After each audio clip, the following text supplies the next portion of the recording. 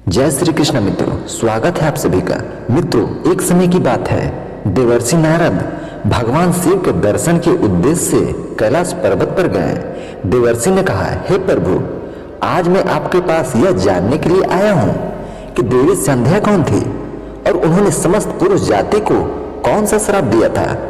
भगवान शिव ने उत्तर दिया, हे नारद, देवी संध्या के इस प्राचीन इतिहास को ध्यानपूर्वक सुनो। इसका श्रवण करने मात्र से ही कोटि कोटि पाप क्षण भर में भस्म हो जाते हैं। देवर्षि ने कहा, हे प्रभु, मैं इस कथा को ध्यानपूर्वक अवश्य सुनूंगा, कृपा करके मुझे यह कथा सुनाइए।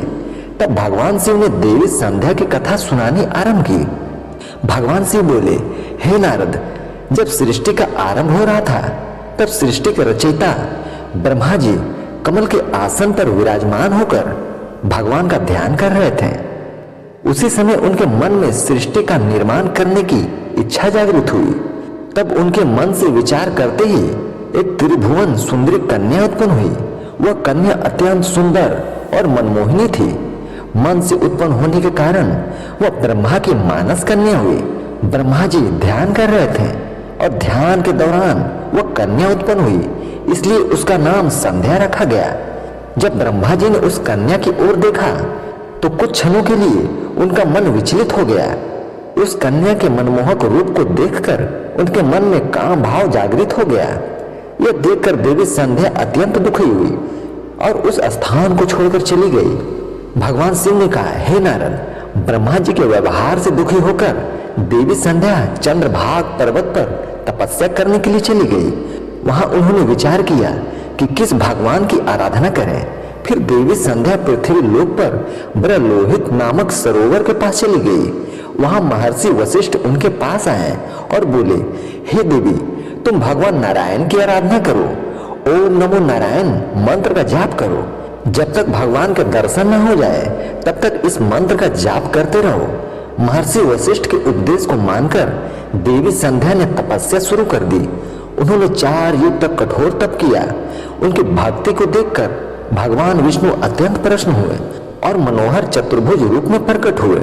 भगवान विष्णु ने कहा, हे देवी, मैं तुम्हारी तपस्या से प्रसन्न हूँ, वरदान मांगो। तब देवी संध्या ने 3 वरदान मांगे।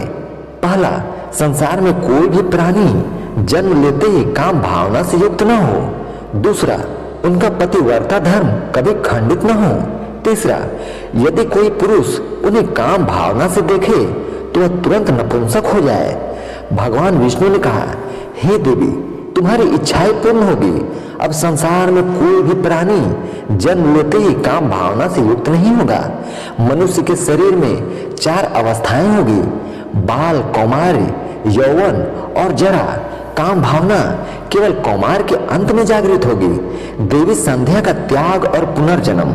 भगवान शिव बोले, हे नारद, देवी संध्या ने अपनी प्रतिज्ञा के अनुसार अग्नि में प्रवेश करके अपने जीवन का त्याग किया।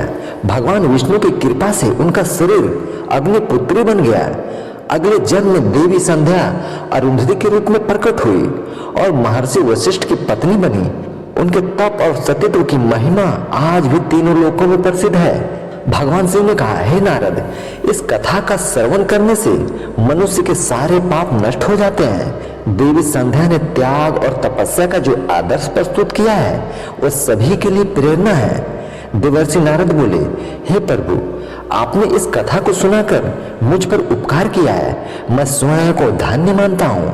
तो दोस्तों, अगर आपको यह कथा और जानकारी अच्छी लगी हो तो हमारे चैनल वेगबान को सब्सक्राइब करें, बेल आइकन दबाना न भूलें। ऐसी और भी अद्भुत कथाओं के लिए हमारे चैनल के साथ जुड़े रहें। धन्यवाद।